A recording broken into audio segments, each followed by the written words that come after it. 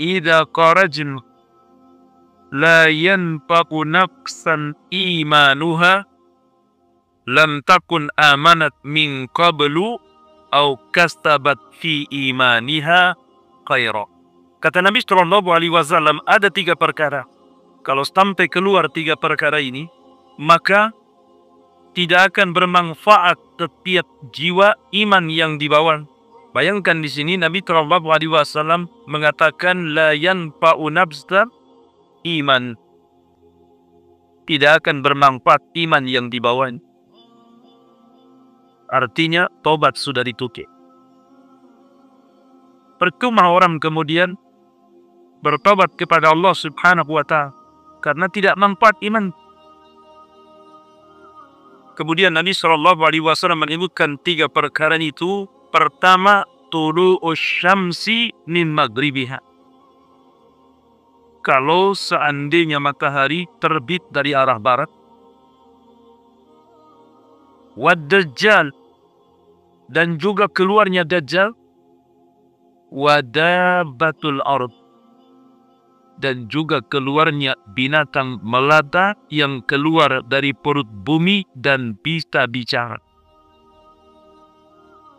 Ini 3 perkara kalau sampai terkumpul, maka iman seseorang tidak bermanfaat. Baik dia beriman sebelumnya,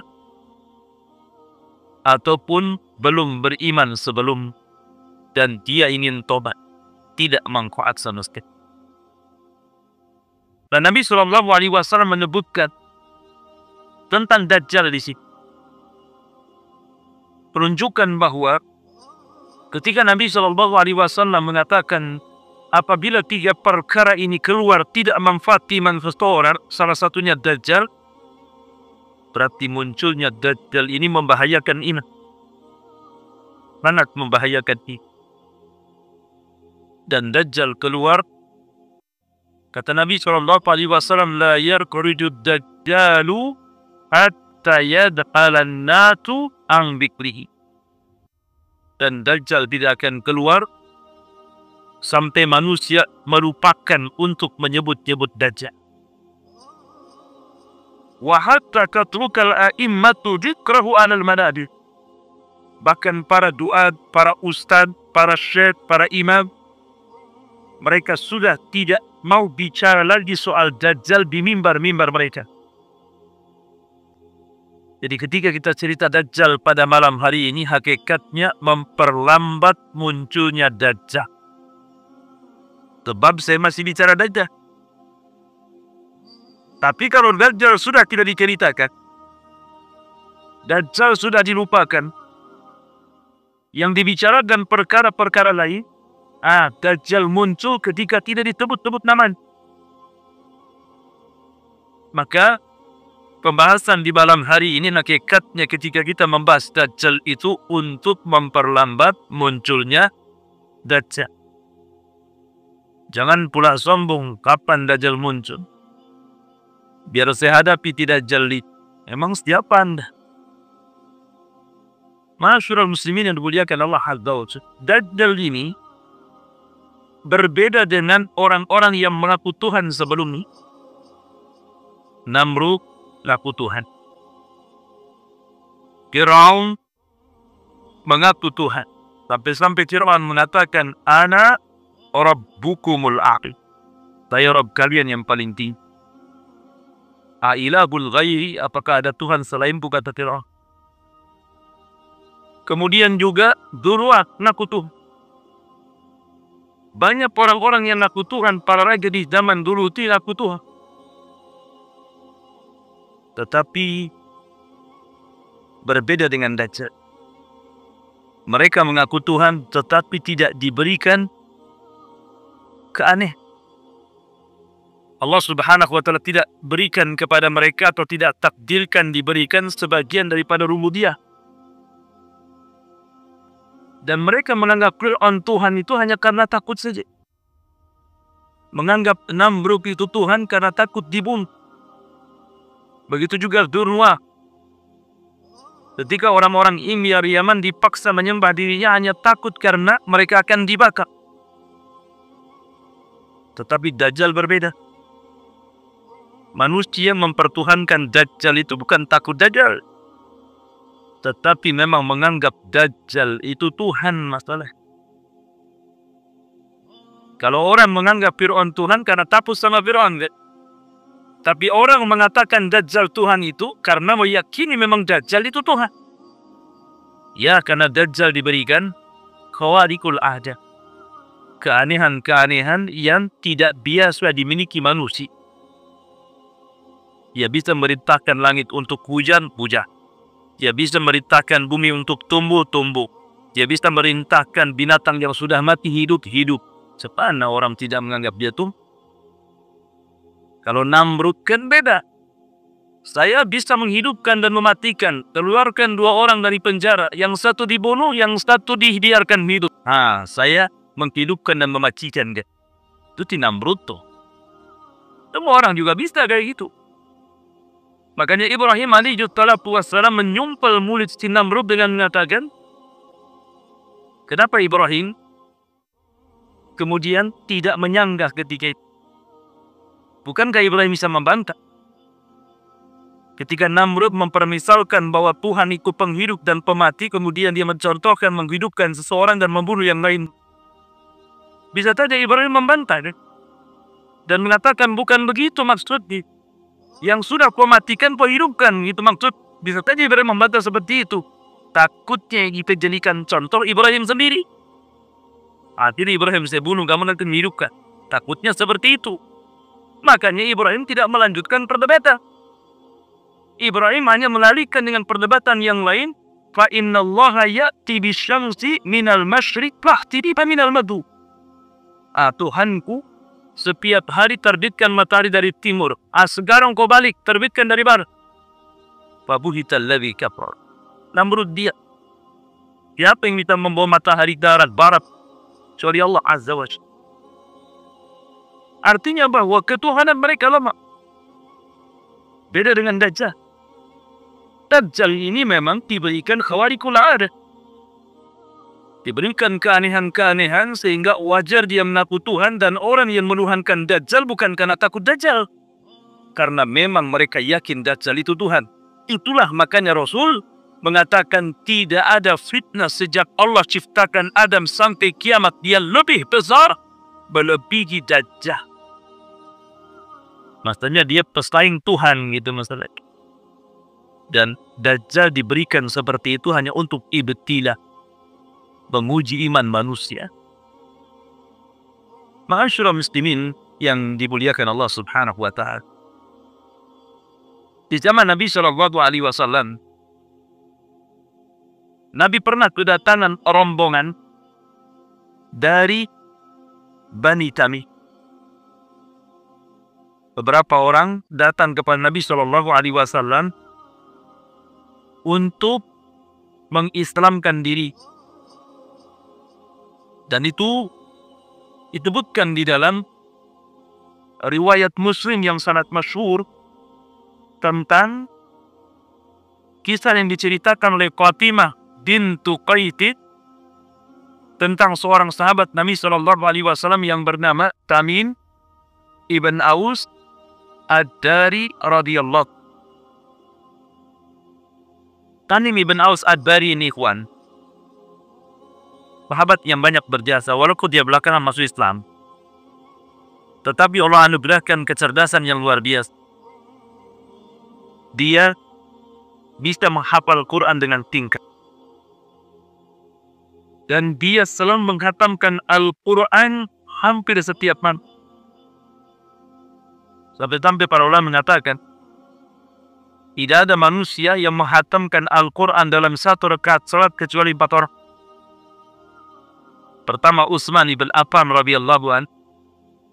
Yang kedua Tamim ibn Aus Ad-Dari yang kita akan ceritakan kisah. Kemudian yang ketiga Abu Hanifah. Yang keempat Penupan.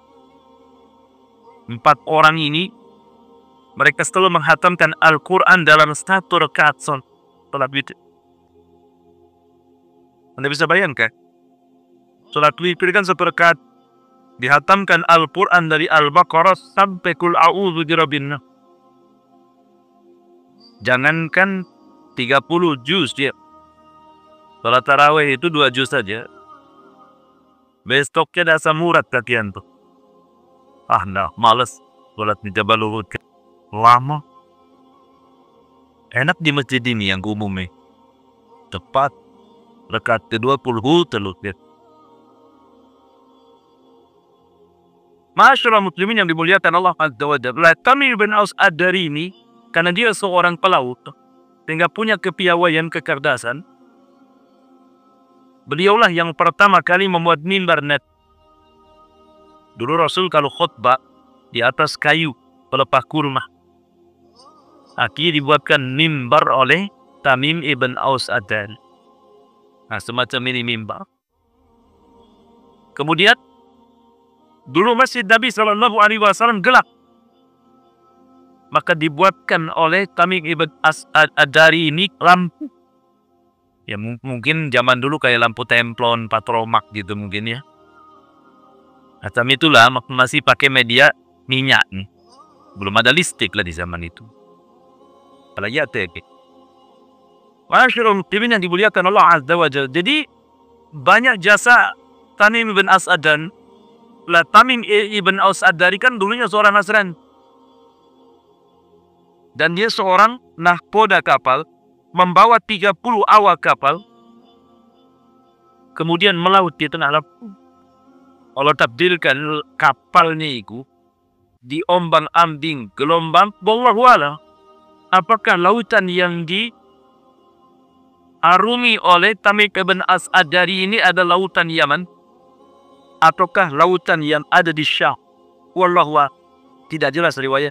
Yang jelas bahwa Tamim ibn Aus Ad-Dari terapung di tengah lautan, dipermainkan ombak dan gelombang, akhirnya terhempas kapalnya sampai ke sebuah pulau. Lah ketika itu maka mereka pun pingsan. Ketika mereka sadar, disangkanya mereka sudah mati. Rupanya mereka masih hidup. Semua awak kapalnya hidup 30 orang. Lah akhirnya kemudian Tamim bin Ad-Dari, karena dia pemimpinnya, berusaha untuk mencari sesuatu, tetapi di hadapannya hutan belantara. Mereka ingin mencari sesuatu, entah makanan, entah apa gitu ya, buah-buahan dalam hutan. Masuk ke dalam hutan. Rupanya di dalam hutan dia berjumpa dengan makhluk yang berbulu sangat tebal. Saking tebalnya bulu itu, sampai-sampai Rasul dalam riwayat Muslim itu tidak diketahui mana dubur, mana kubur. Karena banyak bulu. Ini mana depan, mana belakang, nggak tahu. Bulu semua. Binatang itu. Kemudian tiba-tiba binatang ini bisa bicara pula. Kemudian orang-orang ini dicegat oleh binatang. Kemudian Tamim ibn Aus Ad-Dari dan orang-orang yang mengatakan, "Wailaki man ant?" Celaka engkau, siapa kamu? Maka tiba-tiba binatang yang berbulu ini mengatakan, "Ana Jathasa." Saya adalah Jathasa. Jathasa itu bahasa Arab.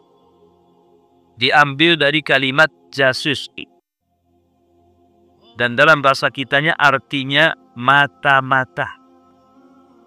Mata-mata dalam bahasa Arab disebut jasus. Dalam bahasa kitanya mata-mata. Interpol.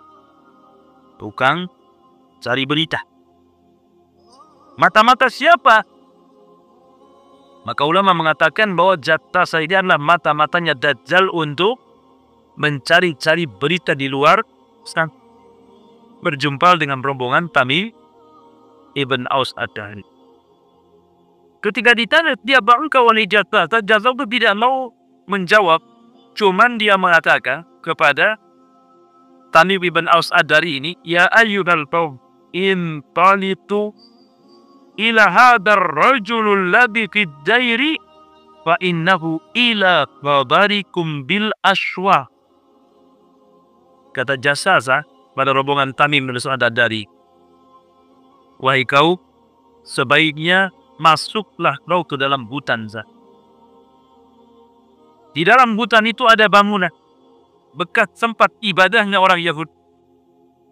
Di situ ada seorang laki-laki yang sudah menunggu kabar kalian dan dia sangat ingin berjumpa dengan kalian.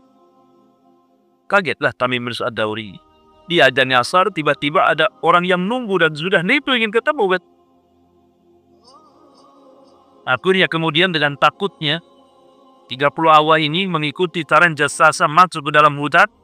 Rupanya ada daya-daya itu tempat ibadahnya orang-orang Yahudi. Semacam bukan apa namanya? Apa kalau ibadahnya Yahudi? Sinagog. Jadi masuklah ke dalam bangunan yang sudah tua itu. Rupanya dalam bangunan itu ada orang yang sangat besar. Besar tinggi sekali. Lehernya dirantai, kakinya dirantai, tangannya dirantai. Kemudian tiba-tiba dia bertanya kepada Tamim ibn Aus Ad-Dari, "Min aina antum?" Dari mana kan? Maka kemudian Tamim ibn Ad-Dari mengatakan, "Nahnu min jaziratil Arab." Kami dari Jazirah Arab. Kebetulan. Ada 3 soalan yang ingin saya tanyakan kepada kadi. Dan 3 soalan ini berkaitan dengan tempat-tempat yang ada di Palestina. Berkaitan dengan 3 tempat, semuanya ada di Palestina. Pertama bertanya tentang Buhairah Raqi. Atau bahasa kitanya, Danau Tiberias. Bahasa Arabnya Buhairah Raqi. Kemudian yang kedua bertanya soal Nakhlu Baisah. Kebun kurma Baisah. Dan yang ketiga Ainul Jubar. Mata Ainul Jubar. Dajjal bertanya tentang 3 soalan. Pertama tentang Danau Tiberias. Kata Dajjal masih ada air. Kata Tamim ibn Aus Ad-Dari, airnya masih penuh. Masyarakat sana masih memanfaatkan air dari Danau Tiberias. Kata Dajjal, sebentar lagi danau itu akan kering. Kemudian Dajjal bertanya soal Nakhlu Baisah, kebun kurma Baisah. Apakah masih berbuah? Maka Tamim ibn Aus Ad-Dari mengatakan, luar biasa buah. Tidak pernah habis, panen terus. Kata Dajjal, sebentar lagi akan mati dengan batang-batang. Kemudian bertanya tentang Ainul Zubar, mata air Zubar. Tapi Dajjal tidak menyebutkan akan kering seperti Danau Tiberias. Kenapa? Karena nanti pasukan Dajjal itu mereka akan bermarkas di Ainul Zubar di akhir sana. Makanya tidak dikatakan mengering. Dan sekarang Danau Tiberias sudah jauh mengering. Kemudian juga kurma Baisan sudah hancur karena sasaran tembaknya Israel ketika menyerang Palestina. Udah nggak ada lagi. 1-2 dan kenyang kebu kurmanya. Artinya bahwa apa yang ditabdakan Nabi SAW lewat periwayatan Tamim ibn Aus Ad-Dari dari perkataan Dajjal ini menjadi sebuah kenyataan. Dan yang terakhir Dajjal bertanya soal Nabi yang diutus. Apakah sudah tampak atau tidak? Maka Tamim ibn Aus Ad-Dari mengatakan dia mendengarnya. Karena waktu itu Tamim belum masuk Islam. Masih Nasrani. Tapi dia mendengar. Ada Nabi yang muncul di Mekah. Makanya ketika Dajjal mengatakan, apakah kalian mendengar soal Nabi yang muncul di Jazirah Arab? Kata Tamim, ya. Hal qatalahu kaummu. Apakah kaumnya yang memeranginya? Kata Tamim ibn Aus Ad-Dari, ya. Kaumnya memerangi dia dan mengusirnya. Maka Dajjal mengatakan, fattabi'u innahu alal haq. Kalau kalian berjumpa dengan Nabi itu, ikuti dia. Karena dia di atas kebenaran. Dia Dajjal saja suruh ngikut Nabi. Dajjal. Kata Dajjal, kalau berjumpa dengan orang yang ngaku Nabi itu, dari orang Arab dan diperangi kaumnya, ikut dia. Karena dia di atas kebenaran. Ini Dajjal yang Sekarang bukan Dajjal, jangan ikut Nabi. Berarti lebih Dajjal dibandingkan Dajjal lah kan gitu. Dajjal itu ikut Nabi nih ya. Ini bukan Dajjal, jangan ikut Nabi. Ma'asyiral muslimin yang dimuliakan Allah Azza wa Jalla. Akhirnya kemudian Tamim bin Ad-Dari ini karena ketakutan keluar, dia lari dari hutan, kemudian mendorong kapalnya kembali, kemudian berlayar kembali sampai akhirnya pulang ke Bani Tamim, ke kampung. Maka ketika banyak kemudian pada tahun 9 Hijriah, setelah tragedi Fathu Mekah, banyak kabilah-kabilah itu datang kepada Rasul untuk mengislamkan diri. Salah satunya adalah kabilahnya Tamim ibn Aus Ad-Dari, datang kepada Rasul, kemudian mengislamkan, ingin masuk Islam. Lah ketika Tamim ibn Aus Ad-Dari ini masuk Islam, maka dia menceritakan kisah perjalanan. Maka Nabi SAW membenarkan kisah Tamim ibn Aus Ad-Dari karena selaras dengan wahyu yang Allah wahyukan kepadanya. Makanya satu-satunya hadis di mana Nabi menandu riwayat sahabat, kemudian diriwayatkan oleh Rasul dan diceritakan kepada sahabat yang lain, anak hadisnya Tamim ibn Aus Ad-Dari. Biarpanya Rasul bercerita, diambil oleh sahabat ceritanya. Ini enggak sahabat yang bercerita, diambil ceritanya oleh Nabi, diriwayatkan kepada sahabat yang lain. Satu-satunya hadis yang diambil cerita dari sahabat adalah hadis Tamim ibn Aus Ad-Dari. Dan hadis ini sahih karena tercantum dalam Sahih Muslim. Apa yang ingin saya petik dari kisah Tamim ibn Aus Ad-Dari ketika berjumpa dengan Dajjal ini? Bahwa Dajjal itu sudah hidup. Sebagaimana Isa juga masih hidup. Dua-duanya disebut Al-Masih. Al-Masih Isa bin Maryam. Al-Masihud Dajjal. Allahumma inni a'udzubika min adabi jahannam, wa min adabil qabri, wa min fitnatil mahya wal mamat, wa min fitnatil masihi Dajjal. Dua-duanya disebut satu. Isa disebut Al-Masih, Dajjal disebut Al-Masih. Dua-duanya hidup. Isa masih hidup hari, dan Isa tidak disalib. Isa tidak dibunuh. Isa itu diangkat ke langit. Wa ma qataluhu wa ma sallabuhu walakin syuttiha lahu bal rafa'ahu Allahu ila as-sama, kata. Isa tidak dibunuh sebagaimana prasangka Yahudi. Isa tidak disalib sebagaimana prasangka Nasrani. Tapi Isa itu dinaikkan ke langit. Maka Isa masih hidup sebagaimana Dajjal pun hidup dan pernah ditemui oleh kami bin Aus Ad-Dari. Di mana tempatnya tahulah. Ada yang kemudian meramal bahwa tempatnya itu di Yaman sana, di sebuah pulau namanya Sangkotra. Tapi tidak ada riwayat yang mengatakan Sangkotra itu Pulau Dajjal. Siapa yang mengatakan Sangkotra Pulau Dajjal? Dari mana dia tahu itu Pulau Dajjal? Kalau memang tahu Pulau Dajjal sama barat, dikali Dajjal itu udah jatuh dia sama. Tapi muncul pula orang-orang yang suka memprediksi akhir zaman, berani-berani yang menentukan stak pulau-pulaunya dia tahu. Ibunya dia tahu. Pesawat UKO-nya dia tahu. Di Jogja. La haula wala quwwata. Masyaallah muslimin yang dimuliakan Allah Azza wa Jalla. Jadi Dajjal itu hidup hari ini. Sebagaimana Isa juga hidup hari ini. Dan Dajjal akan keluar di akhir zaman sebagaimana Isa juga akan keluar di akhir zaman. Dan dua orang ini akan berhadap-hadapan.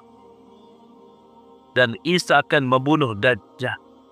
Karena Dajjal tidak bisa dibunuh kecuali seorang Nabi yang membunuh.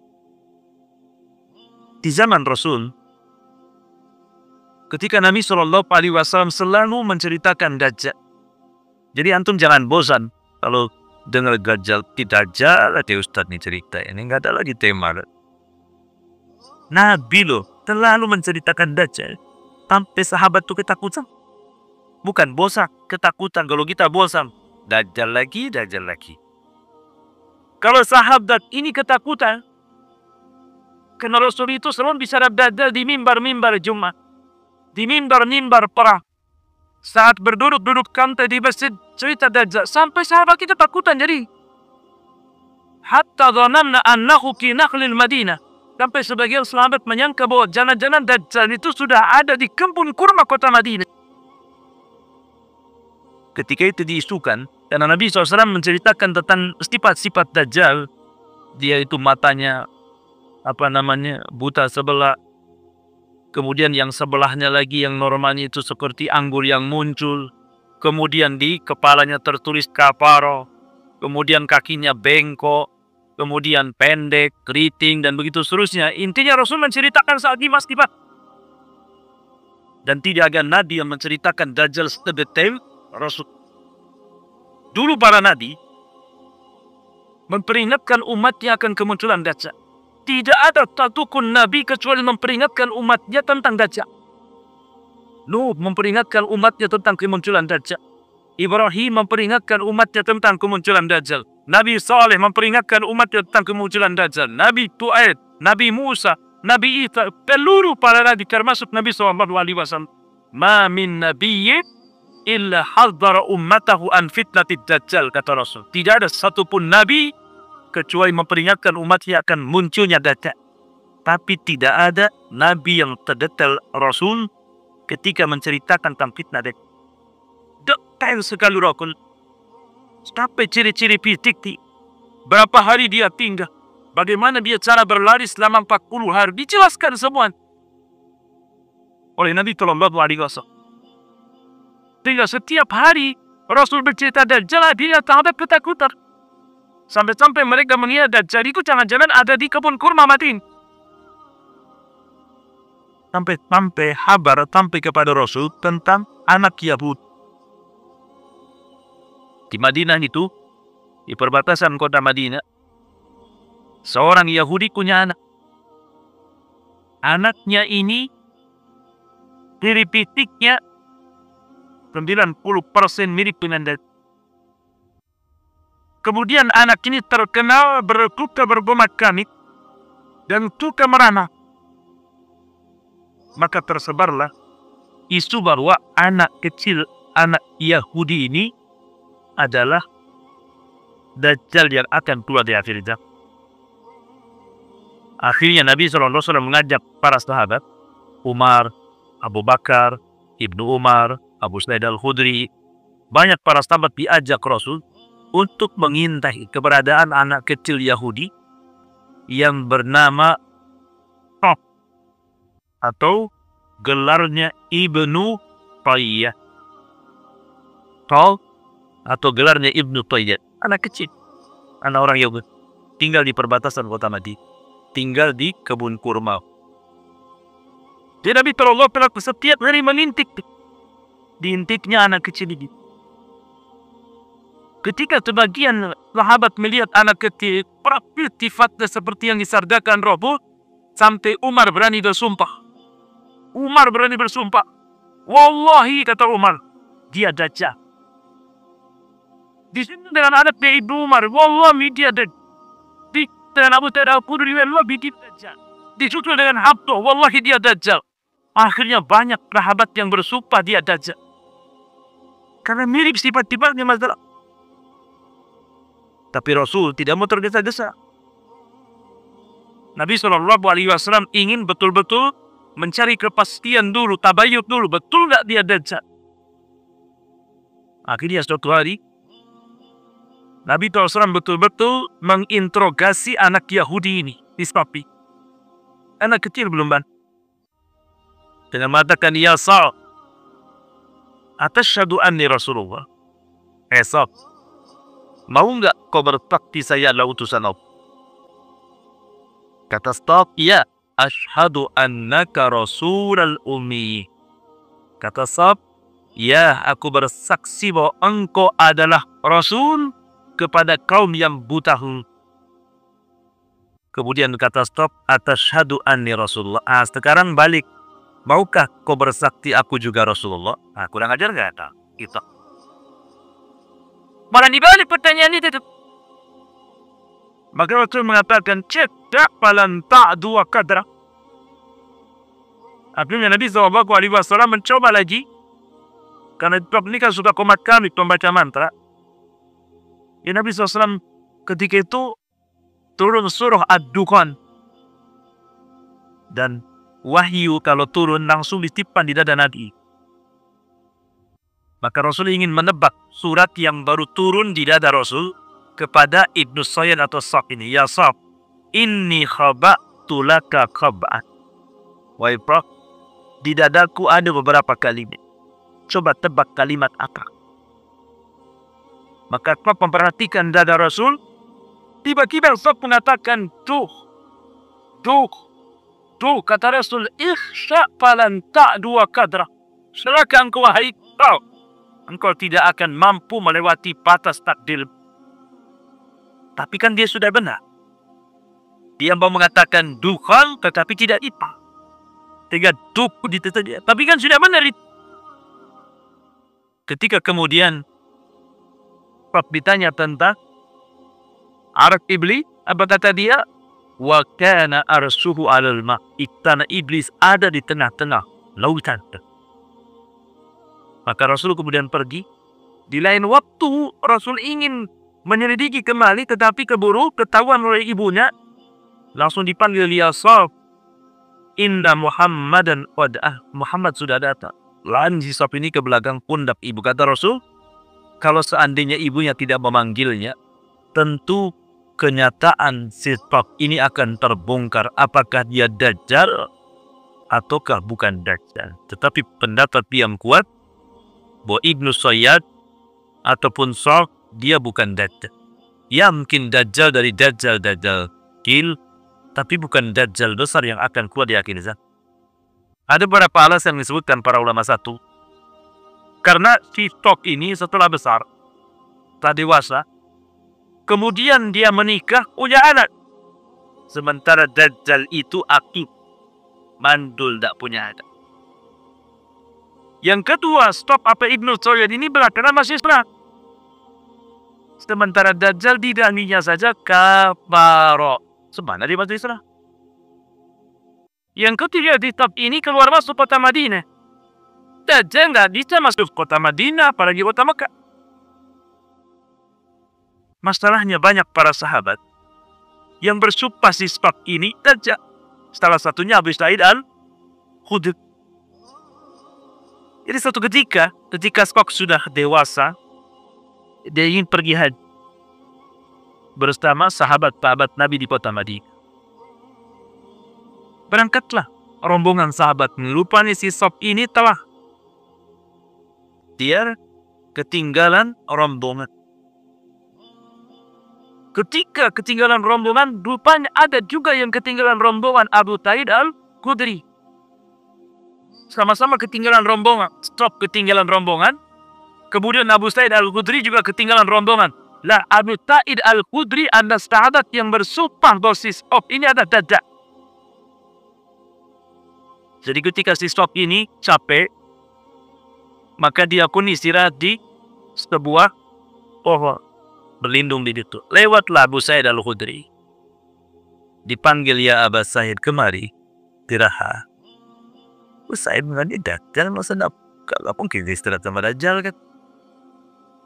Tetapi karena kelelahan juga masalah, terpaksa Abu Sa'id Al-Khudri ikut istirahat tapi menjauh, jaga jarak.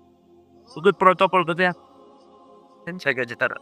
Dan mau dekat-dekat masalahnya, dia bersumpah bahwa dia Dajjal atau toko. Mesti belahan pula kan itu. Akhirnya si Saf ini menawarkan makanan baik. Menawarkan makanan, minuman. Tapi tidak mau ditentu oleh Abu Sa'id Al-Khudri. Karena dia orang yang bersumpah dia Dajjal. Tidak mungkin saya dikasih makan. Nanti dikasih makan racun belakang. Akhirnya kata Rabi'ah Abu Sa'id, saya ini sedih. Kenapa orang-orang itu menuduh saya Dajjal? Dajjal kan mandul, saya banyak anak. Dajjal kan kafir, saya masih Islam. Dajjal kan tidak masuk kota Madinah dan Mekah, saya bolak-balik kota Madinah Mekah. Ketika itu Abu Sa'id Al-Khudri lembut hatinya.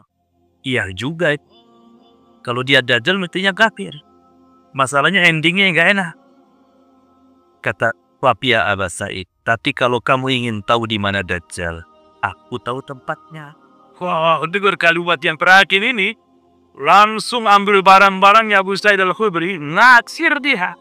Tinggal kitnya udah kaya di. Yang gak enak endingnya. Tadinya sudah kasihan tuh. Iya juga, betul juga sih stop ini. Masa dia dajjal? Pas dia ngomong, tapi kalau engkau wahai Abu Sa'id ingin tahu di mana tempat dan posisi dajjal, kau kasih tahu. Takutlah Abu Sa'id ambil tas lari dia. Masyarakat muslimin yang dimuliakan Allah Azza wa Jalla. Tapi ini masalah khilaf. Ada yang mengatakan bahwa karena masalahnya Ibnu Tayyad ini ketika perang di zaman Khalifah Yazid bin Muawiyah, kemudian jasadnya tidak ditemukan. Dia perang bersama kaum muslimin, tapi jasadnya tidak ditemukan. Hilang kemana, entah berantah hilang. Nah dari sinilah karena tidak ditemukan jasadnya saat peperangan, sehingga menjadi khilaf para ulama apakah dia bersembunyi di sebuah hutan di mana nanti akan keluar akhir zaman, ataukah dia sudah meninggal layaknya manusia tidak lewat 100 tahun, pasti meninggal dunia.